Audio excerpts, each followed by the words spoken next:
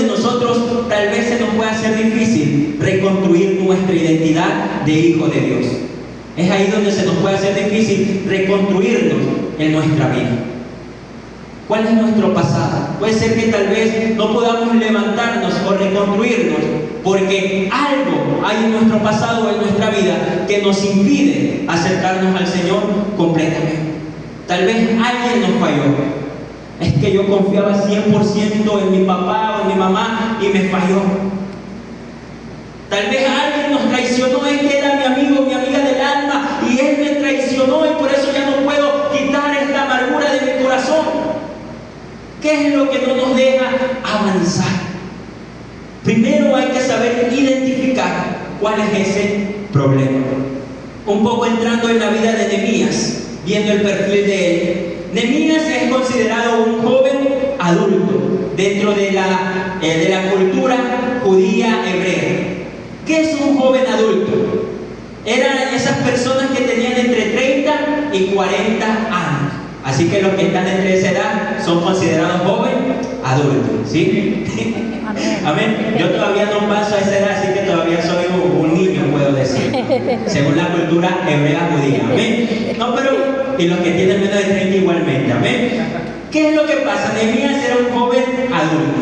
¿Cuál era el oficio, la profesión de él? Él era el copero del rey. ¿Qué era esto de ser copero del rey? Bueno, él era el que, antes de que el rey consumiera o fuera llevada a su boca algún alimento, alguna bebida, Nehemías tenía que probarlo.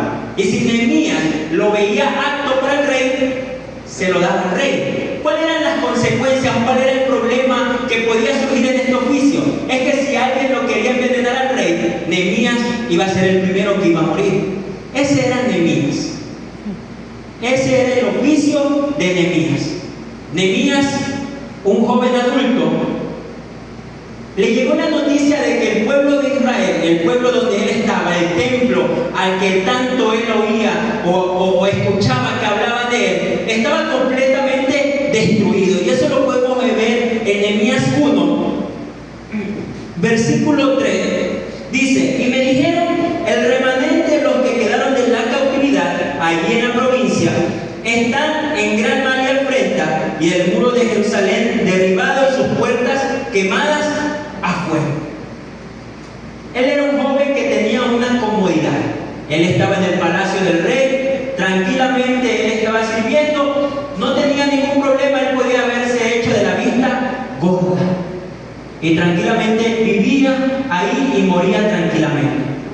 Pero hubo algo en él que le removió su ser, que dice el versículo 4: cuando oí estas palabras me senté y lloré, e hice duelo por algunos días, y ayuné y oré delante de Dios de los cielos. ¿Qué era lo que pasó en Nehemías ese momento? Él tuvo un sentido de pertenencia. Él recordó quién era. Él recordó su identidad. Y por lo que él sabía, él recordaba su identidad. Él sabía que su pueblo no le estaba pasando bien, de que sus hermanos no le estaban pasando bien. Y por eso es que dice que lloró. Él hizo luto, duelo por algunos días. ¿Cuántos de nosotros nos sentimos con ese sentido de pertenencia? De que somos hijos de Dios. Que cuando escuchamos que algo está mal, nos entristece en nuestro corazón y decir, o llorar y pedirle al Señor, orar y ayunar y decirle: Señor, ya no quiero seguir siendo igual. Señor, no me parece esto de aquí. Señor, quiero cambiar esta situación. Nehemías lo entendió porque sabía cuál era su identidad, y por eso es que él lloró, ayunó, lloró, y él se arriesgó a buscarle la solución a este problema. Por eso es que versículo más adelante, el capítulo 2, exactamente, es donde narra que Nehemías se apropió de ese problema, se apropió de aquello que había o estaba pasando con su pueblo, que por eso es que él fue delante del rey, a pesar de que le podía costar la vida estando ahí. Había un edicto en ese momento, no lo narra el libro de Nehemías, sino que lo narra el libro de Esdras, en el que nadie podía reconstruir en la ciudad de Jerusalén. Y Nehemías se va hacia el rey, sabiendo de que estaba prohibido esto de aquí, y él se va a pedirle poderle reconstruir en el pueblo de Jerusalén. Por eso es que ustedes ven el versículo 2 en adelante, Nehemías se presenta ante el rey, estaba triste, y Nehemías, estando triste, se le acerca al rey y dice: ¿Qué te pasa? ¿Qué sucede? Porque estás triste, con una amargura de corazón, quebranto de corazón. O sea, el rey Nehemías, sin ya poder ocultar nada, le dice: es que lo que pasa es que las casas donde habitaban mis padres, los sepulcros de mis padres, se encuentran mal. Y ahí es donde le pide el permiso para regresar a las tierras de Jerusalén y poder reconstruir el templo. Ese es el problema que enfrentó Nehemías. Jerusalén estaba en ruinas, los muros estaban destruidos, el pueblo tenía miedo, habían perdido las esperanzas, el templo estaba completamente destruido. Pero aún así Nehemías entendió algo importante, y es que su identidad nadie se la puede quitar. Entendió también que sin ese volver hacia el Señor no podía continuar en este mundo. Nos enfrentamos a un 2026. Nos enfrentamos a un 2026 donde todo parece incierto. Estamos hoy 3 de enero, sábado 3 de enero, iniciando un nuevo año. ¿Y cuáles son nuestras metas? ¿Cuáles son nuestros objetivos? Indudablemente algunos ya lo tienen claro. Otros tal vez no lo saben. Otros están viviendo el día a día, como se puede decir, veremos qué pasa mañana, sin rumbo y sin dirección. Pero si no sabemos cómo recuperar esa identidad, cómo volver hacia lo que el Señor quiere que seamos, Nehemías nos da la clave. Y es primero, número 1, que Dios usa a jóvenes comprometidos. No necesita famosos, no necesita perfectos, no necesita aquellos que se creen fuertes por su propia fuerza, sino que Él necesita a jóvenes comprometidos. Sí, no está esperando a aquel que tenga muchas vistas o muchas reproducciones en su video de TikTok, no es aquel que tenga muchos amigos en Facebook, no es aquel que tenga... Perdón, no conozco yo la vida del hermano. No es aquel que tenga muchos amigos en Instagram y tantas redes sociales que hay hoy en día. Él no está buscando eso, que es un medio, que es un canal que podemos usarlo para el Señor, sí, pero cuidado con olvidarnos de ese objetivo. Él está llamando solo a jóvenes comprometidos, jóvenes que puedan decir y reconocer: esta es mi identidad, yo soy cristiano, yo soy hijo de Dios. Miren, cuando examinamos la vida o muchos ejemplos que nos narra la Biblia, y a mí me gusta mucho hablar de los personajes de Daniel, no voy a hablar de Daniel, voy a hablar de los 3 amigos de Daniel, porque ahí está mi nombre, ahí está Misael. De esos 3 amigos, Misael, Ananías, Azarías, de esos 3, Mesac, Sadrac y Abednego. Esos 3 de ahí, ¿qué decisión tuvieron?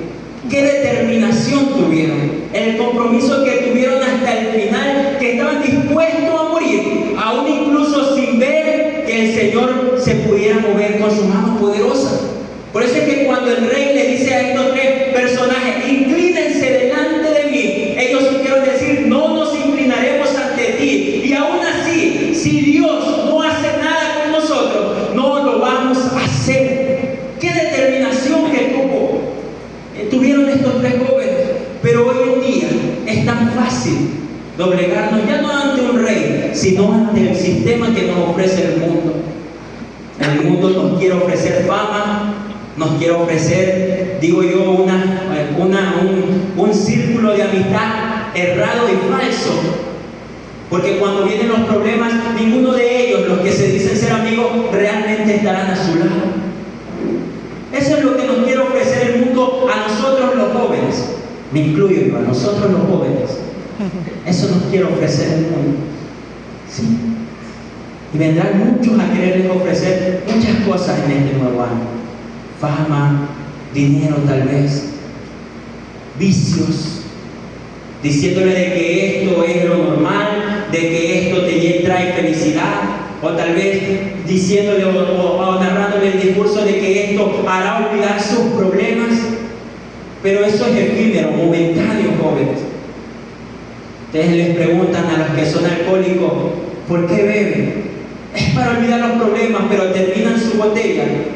Y después de que terminan su botella, ahí están de nuevo llorando por esa persona, por ese despecho, por lo que le haya pasado. Aquellos que consumen droga, ustedes lo ven consumiendo, pero cuando se acaba el efecto de la droga, ahí están revolcándose, ahí están volviendo a lamentarse, y todo lo que el problema que tenían siguen estando ahí porque no se fue. Así trabaja el enemigo, ofreciéndonos cosas momentáneas, cosas efímeras que no son eternas.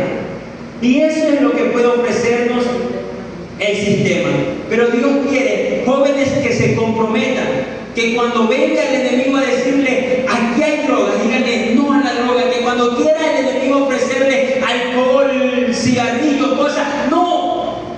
Que cuando venga el enemigo a ofrecerle muchas cosas, que salidas a bares, a discotecas, podamos decirle no. Yo tengo una identidad, soy hijo de Dios. Número 2, ¿cómo es que podemos nosotros restaurar levantándonos? La oración es nuestra mejor herramienta. Y nosotros vemos en el libro de Nehemías que antes de cualquier cosa, él se ponía a orar. Durante la reconstrucción del templo, él se ponía a orar. Y después que reconstruyó el templo, él se dispuso a orar. Él siempre tuvo una vida devocional de oración.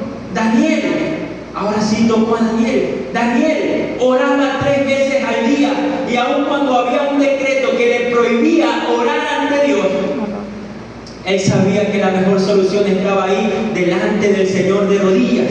Y él no le importó lo que el mundo podía hacer, porque él sabía que era algo mejor orarle al Dios de todo el universo. Y él sabía que ese poder era más grande, y por eso es que él no le importó el decreto del rey. Él sabía que había algo mayor, y era el Señor. Nehemías, Daniel tenía su tiempo devocional.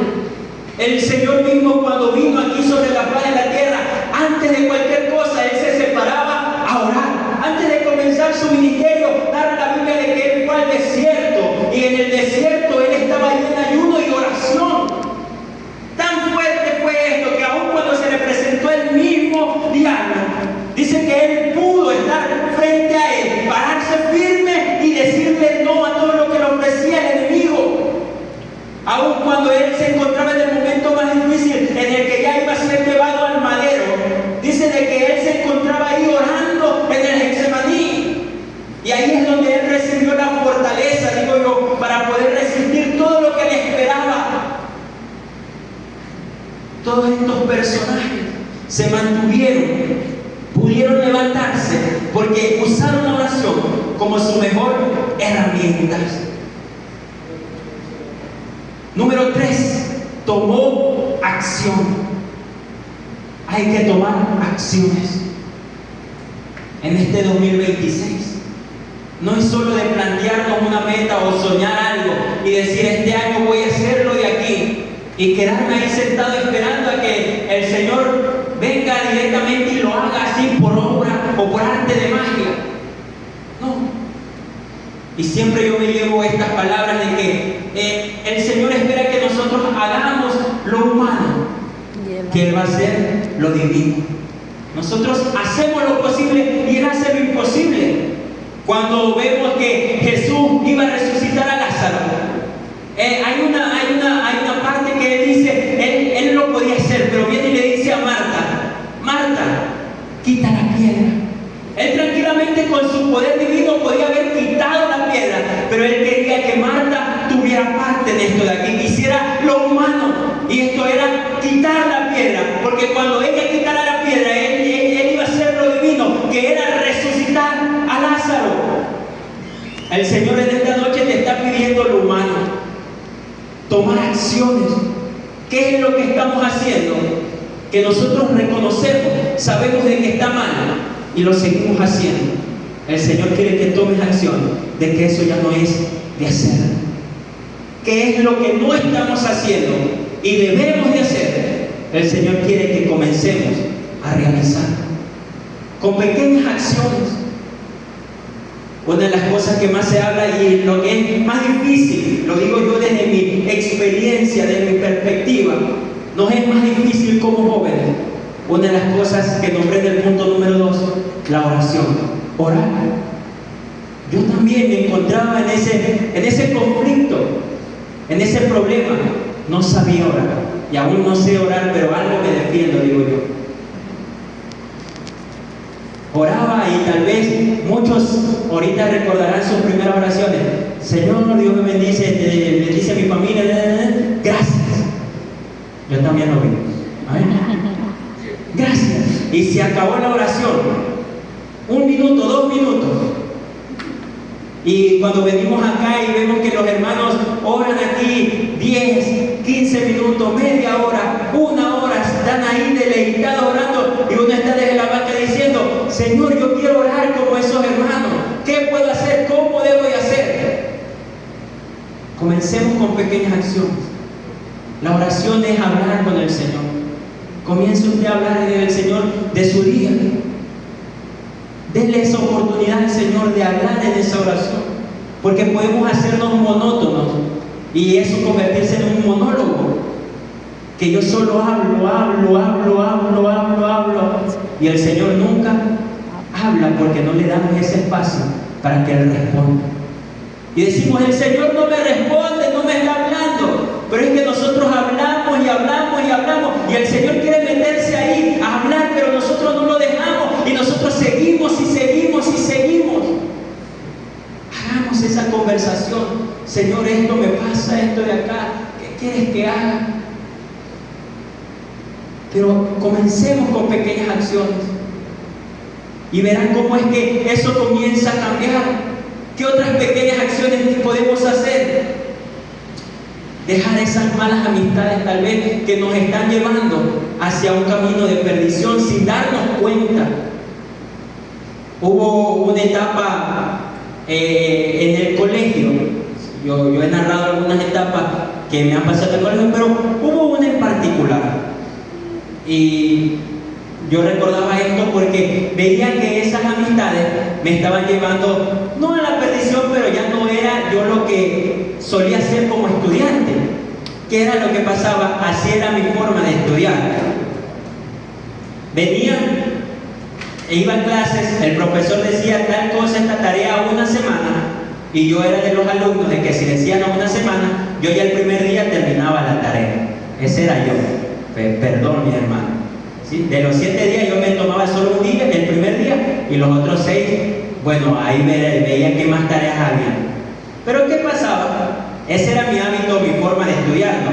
Después lo tuve que cambiar, ya lo he explicado cuando pasó a la universidad, ya no era ese estudiante así. Pero en el colegio sí era esa persona. Comencé yo a juntarme con unos amigos que ellos eran la conversa, el juego y todo lo demás, no era nada malo, pero sí me estaba desconcentrando en lo que yo era. ¿Qué pasaba? Que ahora decían la tarea a 1 semana y yo venía y hacía la tarea en el último día. Tal vez algunos por ahí se identifican, ¿no? Dicen los que están en esos centros de rehabilitación, me identifico. Amén. ¿Y qué era lo que pasaba? Es que eso me estaba llevando a vivir al límite. En el colegio no se ve mucho, pero en mucho el problema, bueno, no sé, desde mi perspectiva tal vez no sea igual que ustedes, pero eso me estaba llevando a que se me acumularan los deberes y ya pasaba ya no con mis días libres, sino que pasaba todos los días poniéndome ahí al día y haciendo mis tareas el último día. Y esto me estaba llevando a un colapso, se podría decir, y llevándome tal vez a yo perder mis calificaciones. Y yo sin darme cuenta, esas amistades me estaban llevando a esos malos hábitos. Y tuve yo que en un momento poner un alto y decir, no, yo no soy así. Y comencé y volví a ser ese estudiante que hacía los primeros días.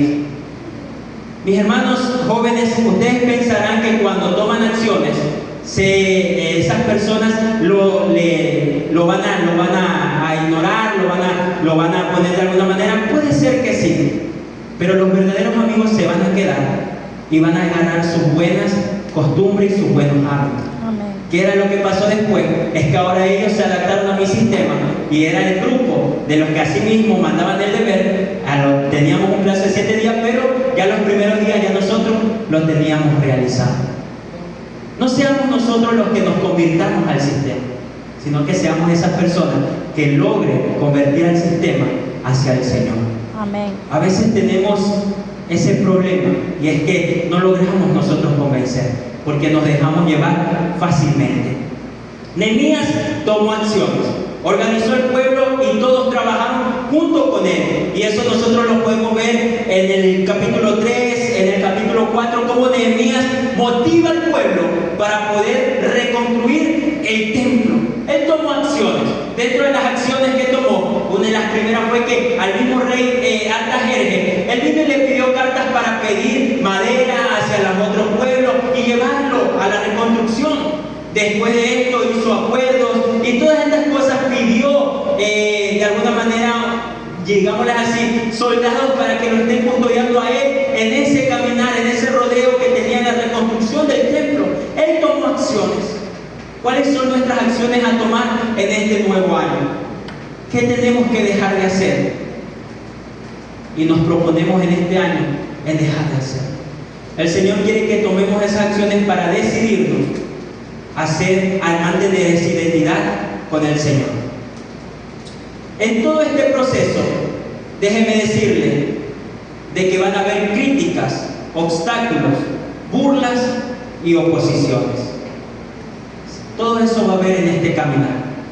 Los que somos comprometidos y decidimos seguir al Señor fielmente hoy, esto es lo que nos va a esperar: críticas, obstáculos, burlas y oposiciones. Eso es lo que nos va a esperar. Y tal vez ustedes habrán escuchado allá afuera, en el mundo, dice: ahí va el hermanito ese.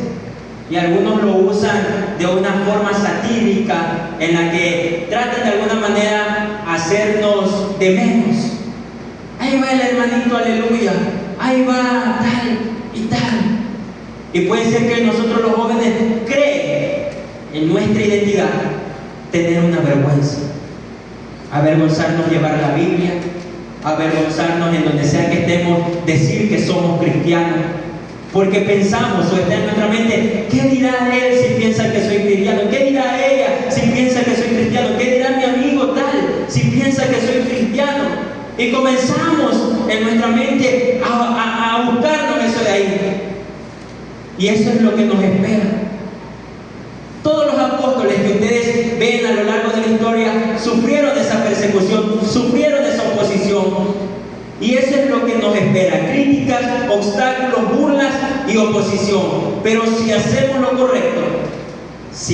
correcto, el Señor será fiel con nosotros y nos mantendrá a salvo. Y en el momento menos esperado, ustedes verán esos frutos de que nos tendrán por buen testimonio, nos tendrán por buen persona, hijo de Dios. Yo no sé ustedes cómo se identifican donde sea que van jóvenes, en su trabajo, en su colegio, en sus universidades, no lo sé. Pero si estamos negando ser hijos de Dios, déjenme decirles que ahí hay un problema. Porque dice el Señor mismo: por cuanto lo negaron a Él, Él también nos negará. Por cuanto lo negaron a Él, nuestro fin puede ser catastrófico, puede ser el infierno. Y Él nos dirá cuando sea el momento final: yo no los conozco, no los he visto, no sé quiénes son ustedes. Por cuanto negamos a Él. Ser jóvenes cristianos hoy en día es difícil. Sí, yo lo reconozco, es difícil. Porque estamos en un mundo en donde se cuida más la apariencia. Se cuida la apariencia. Porque tenemos miedo de pensar qué es lo que dirán. Y por querer complacer a las demás personas, por querer complacer a nuestros amigos, terminamos cediendo en ese pequeño baile, en ese pequeño paso, en tantas pequeñas cosas, en esos lugares donde no debemos de habitar, en esas pequeñas palabras que no debemos de decir, en todas estas cosas. Y cuando menos nos damos cuenta, ya no somos hijos de Dios, sino que somos igual o tal vez peor que esas personas. Yo trabajo en una institución como docente cristiana, y dentro de esta institución hay muchos jóvenes que estudian ahí y son hijos de padres cristianos. Y yo los conozco porque sé dónde se congregan los padres, y cuando me ven ahí me saludan, me dicen hermano, todos me saludan. Y yo conozco a sus hijos. Y cuando yo me encontré con esa realidad el año pasado, que fue el primer año que estuve como docente, y yo sabía que ese joven era cristiano, y cuando esos jóvenes eran cristianos, y cuando estoy ahí, ustedes miran cómo hablan de estas personas, que parecen más de allá que los que no son cristianos. ¿Cómo está quedando nuestra identidad como hijos de Dios delante de los demás? Hay muchos chicos y chicas. Voy a narrar dos casos. No sé cómo sea aquí, pero hay el caso de una chica que los padres cristianos, líderes juveniles en la iglesia donde se congregan, y la hija estudia ahí, y el año pasado que yo llegué ahí, a ella la identificaba como una chica fácil delante de los hombres. Y en esa institución, bueno, eso yo lo había escuchado, pero cuando estaba ahí me di cuenta de que esa era la realidad. Porque el año pasado que fue que había escuchado eso, yo mínimo le conté unos 8 chicos de los que yo me enteré como profesor. Pero los que son estudiantes, fueron estudiantes, saben que hay muchas cosas que manejan solo entre ellos. No sabré cuántos realmente, pero de los que yo me enteré como docente, fueron 8. ¿Y cómo la catalogan a esa chica? La hermana diablo. Hay un chico así mismo, 2 casos nomás estoy narrando, que así mismo, bueno, sus padres no son líderes juveniles, pero así mismo asisten a una iglesia, así mismo conocida en la organización. Cuando me ven, me saludan, me dicen hermano, y este chico ahí estudia. ¿Qué es lo que pasa? Cuando yo entré el año de allá, la reputación o cómo lo tenían a este chico, es que era el mal hablado del curso. Y cuando digo mal hablado, se imaginarán todas las palabras que dirá y dice todavía. Y miren cómo todo esto que uno se encuentra dentro de una institución. Es verdad que a veces los jóvenes queremos aparentar algo delante de los líderes, aquí dentro de las 4 paredes de la iglesia, pero déjenme decirles que hay alguien que no se le puede burlar, de que no podemos engañar, y ese es Dios. Ese es Dios. Y donde sea que nosotros estemos, estamos siendo embajadores de Cristo. Somos embajadores de Cristo. Eso significa AG. Eso significa AG, que es la sociedad a la que pertenecen. Jóvenes embajadores de Cristo. Y cuando hablamos de embajadores, está diciendo que somos representantes de Él, en donde sea que nosotros estemos. Amén. ¿Y cómo estamos nosotros representando a Dios? Allá afuera. ¿Cómo estamos representando a Jesús? Allá afuera. ¿Cómo lo estamos haciendo? ¿Cómo está esa identidad de hijo de Dios allá afuera? Por eso es importante reconstruir esa identidad. Todos tenemos que reconstruir algo en nuestra vida. Nuestra fe, nuestro carácter, nuestra familia, nuestros sueños, nuestra identidad. Y Dios quiere ayudarnos a reconstruirlo. Él quiere reconstruirlo, y quiero ir terminando.